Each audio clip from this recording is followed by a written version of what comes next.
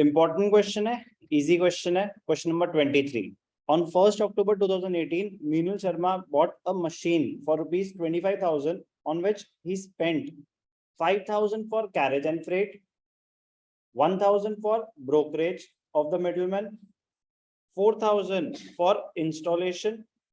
The machine is depreciated at 10% per annum on written down value basis. On 31st March 2021, the machine was sold to Deepa for rupees 30,500 and rupees 500 was paid as commission to broker through whom sale was affected. तो नया क्या आ रहा है interesting portion इसमें, ये सबसे interesting है।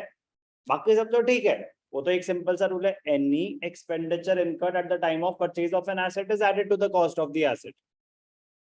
तो चाहे वो आपकी कैरेज हो, चाहे वो फ्रेट हो, ब्रोकरेज हो, चाहे इंस्टॉलेशन एक्सपेंस हो, वो सब तो एसेट की कॉस्ट में ही ऐड हो जाएगा।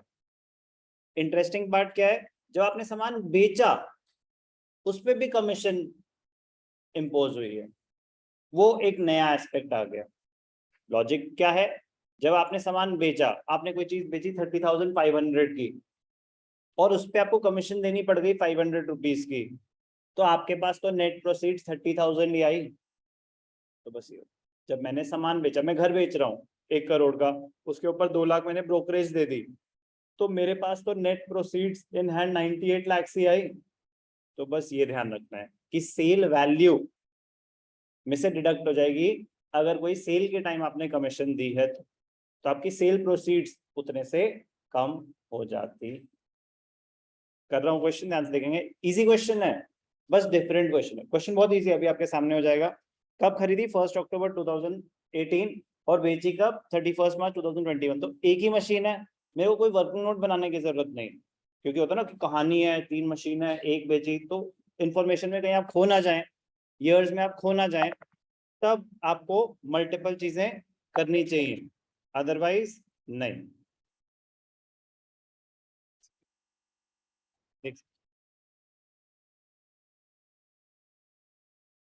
ध्यान से देखिए, तो ईयर ऑफ परचेज एक ही मशीन है, वर्किंग नोट की जरूरत नहीं, अभी आपको दिख जाएगा क्यों। ईयर ऑफ परचेज 1 अक्टूबर है, तो 2018-19, 2018-19, 2018-19 क्या है, अप्रैल 1, अप्रैल 1, अप्रैल 1 को क्या हुआ, 1 October, sorry October 1 to bank account क्या खरीदा हमने, M1। अब ध्यान से देखना, क्योंकि आपके मल्टीपल एक्सपेंसेस हैं, तो आपको ब्रैकेट्स में दिखाने चाहिए। 25,000 प्लस 5,000 प्लस 1,000 प्लस 4,000, यही है, सब ऐड हो जाएगा। 35,000 की आपने मशीन खरीदी, 35,000 1 अक्टूबर। अब ये बेच कब रहे हैं, ये बेच रहे हैं 31 मार्च 2021 में जाके, तो 18-19 में तो और कुछ नहीं हुआ, बट एसेट तो यूज हुआ है, तो डेप्रिसिएशन बाय डेप्रिसिएशन। एक ही एसेट है M1, 35,000 का rate of depreciation is 10%, but क्योंकि आपने 1 अक्टूबर को खरीदी है, तो अक्टूबर, नवंबर, दिसंबर, जनवरी, फरवरी, मार्च, तो 6 मंथ्स की डेप्रिसिएशन हो जाएगी। 3500 का हाफ 1750।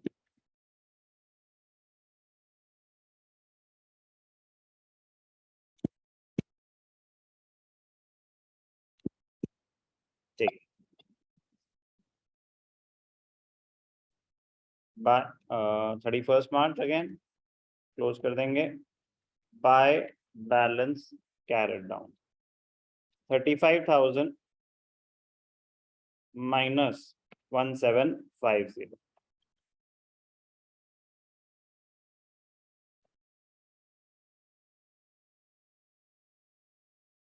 एटीन 19, नेक्स्ट क्या है 1920, 1920 अप्रैल 1 टू बैलेंस BD, M1 ही है बस आपके पास, यहाँ पे भी आपको क्या लिखना चाहिए था, ब्रैकेट्स में M1। एक ही मशीन हो तो नंबर करना भी जरूरी नहीं होता। 33250। अब 1920 में क्या आपने कुछ नया खरीदा? नहीं। March 31st bye depreciation. WDV है, स्ट्रेट लाइन है, 10% रिटर्न डाउन वैल्यू, तो 33,250 का 10%, 3325 March 31st by balance carried down, तो 33,250 minus 3325।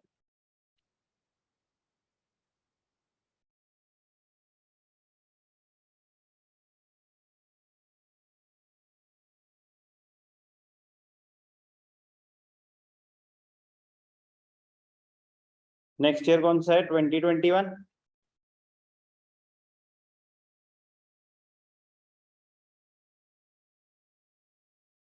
April 1 to balance BT क्या है? 29,925।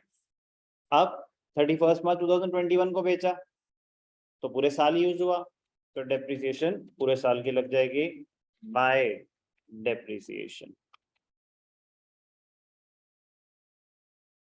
29,925 का 10%, 2992.5, 2993। कोई डाउट? अब बेच दिया। अब ये वाली कैलकुलेशन आपको दिखानी चाहिए कि प्रॉफिट हुआ या लॉस हुआ। ध्यान से देखेंगे, ये वर्क नोट बनाना चाहिए।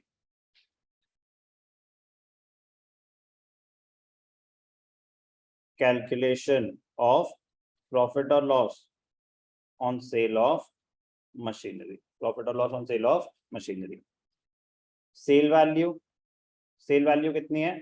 was sold for 30,500 and 500 was paid as commission, तो सेल वैल्यू है 30,500 माइनस 500, तो सेल वैल्यू क्या है? 30,000। कोई डाउट? और क्या हुआ? बुक वैल्यू, तो बुक वैल्यू जब पीरियड शुरू हुआ तो कितना है? 29,925 माइनस करंट ईयर डेप्रिसिएशन अभी माइनस नहीं हुई, 2993। तो आज की डेट में इसकी वैल्यू क्या है? 29,925 माइनस 2993, 26,932, तो 30,000 में बेची 26,932 की चीज, प्रॉफिट हुआ या लॉस हुआ? प्रॉफिट हुआ, तो प्रॉफिट कितना हुआ? 30,000 माइनस 26,932, तो विच इज 3068, 3068। कोई भी डाउट कैलकुलेशन में? अब प्रेजेंटेशन पे आ जाते हैं। सेल वैल्यू आएगी पहले, तो यहाँ पे क्या आ जाएगा? March 31st by bank account. Sale value कितने की बेची? अब यहाँ पे ये दिखाना चाहिए क्योंकि आपने तो 30,500 की बेची, तो सर हम फिर 30,000 क्यों मान रहे हैं इसको? क्योंकि आपको कमीशन देनी पड़ी सेल के टाइम, तो आपके हाथ में इन हैंड कितना आया? 30,000। प्रॉफिट हुआ है? कोई डाउट अभी तक? प्रॉफिट हुआ है तो प्रॉफिट एसेट के डेबिट साइड पे आ जाएगा, March 31st to profit and loss account.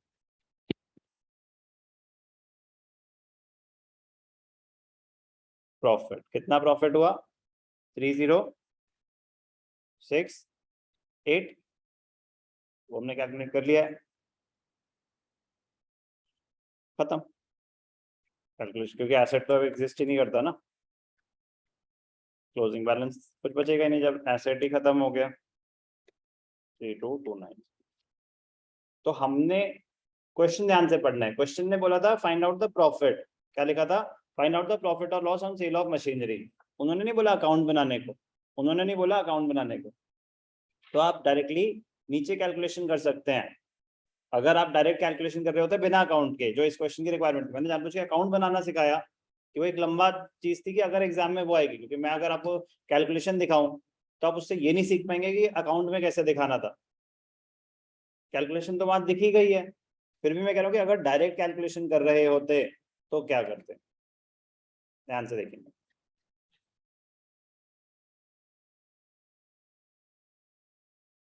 If account is not to be prepared, अगर आप अकाउंट नहीं बना रहे तो क्या होगा, तो डायरेक्टली एसेट परचेज्ड ऑन 1 अक्टूबर 2018 कितने का, 35,000। अब बस यहाँ पे आपने लिख दिया अपना जो भी है सारा, this plus this plus this plus जो था आपका, ठीक है। अब यहाँ डायरेक्ट कैलकुलेशन, लेस डेप्रिसिएशन, पहला साल 18-19, उसमें क्या हो जाएगा 6 मंथ्स, फिर 19-20, फिर 20-21, तो ऐसे 3 साल की डेप्रिसिएशन आ जाएगी। तो इससे आ जाएगी यहाँ पे क्या, बुक वैल्यू ऑन 31 मार्च 20। समझ आई बात, कोई डाउट। 18-19 की डेप्रिसिएशन 35,000 का 10%, 10% का हाफ 1750। तो फिर दूसरे साल के डेप्रिसिएशन आप कैलकुलेशन तो हम कर ही चुके हैं ऑलरेडी, तो वो आपकी क्या थी 3325। तो जब आप डायरेक्ट डेप्रिसिएशन लिख रहे हैं तो यहाँ पे लिख देंगे 3325। ये क्या थी 35,000 का 10% फॉर 6 मंथ्स। ये क्या थी 33,250 का 10%, और फिर क्या थी 2993 29925 का 10%, तो 2992.5 आता है, उसको राउंड ऑफ कर दिया क्योंकि माइनस हो रहा है। तो हमारी वैल्यू क्या आई थी, बुक वैल्यू जो हमने कैलकुलेट करी 2693। ये डायरेक्टली ऐसे कर लेना था। फिर उसके बाद तो यही है कि बुक वैल्यू आ गई, सेल वैल्यू से कंपेयर करा प्रॉफिट। अगर कैलकुलेशन मांगी है तो आपको बस इतना सा करना था, बट कैलकुलेट करना आना चाहिए। उसके बाद अगर अकाउंट्स मांगे होते तो आप ऐसे बना रहे होते। क्या ये क्वेश्चन मुश्किल है? नो। डिफरेंट है? यस, ज्यादा नहीं, बट इजी है।